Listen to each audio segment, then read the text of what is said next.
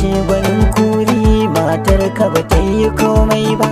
A sai da kare a sai carbi, bana dai an tara 'yan kallo.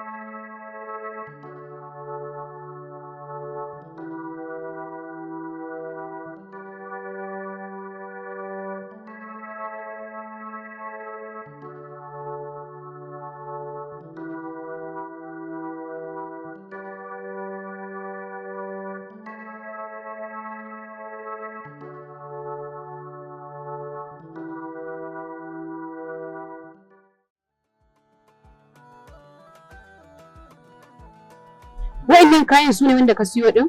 Eh su ne. To kawo in. Ka sallame shi. Ka sallame shi ba? Eh.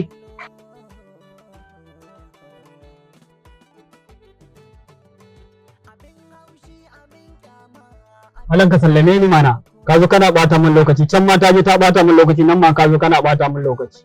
Ya hakuri mana malam, nawa ne kuɗin ka? 6,000. Dubu ne? 6,000. Haba malam, dan ka dauko ta ne zaka ce 6,000. Ka tambaye ta awa nawa muka yi muna ina zaune ina jiranta.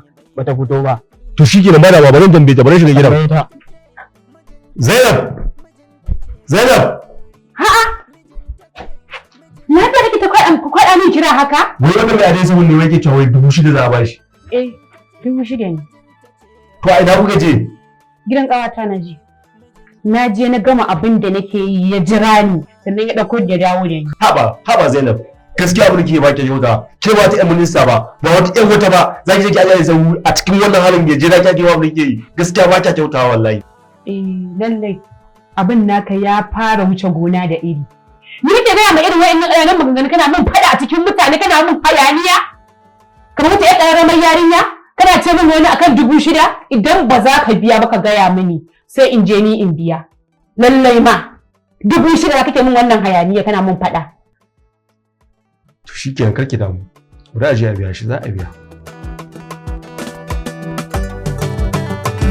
Mijinta ce gwanin kuri, matar ka ba ta yi komai ba.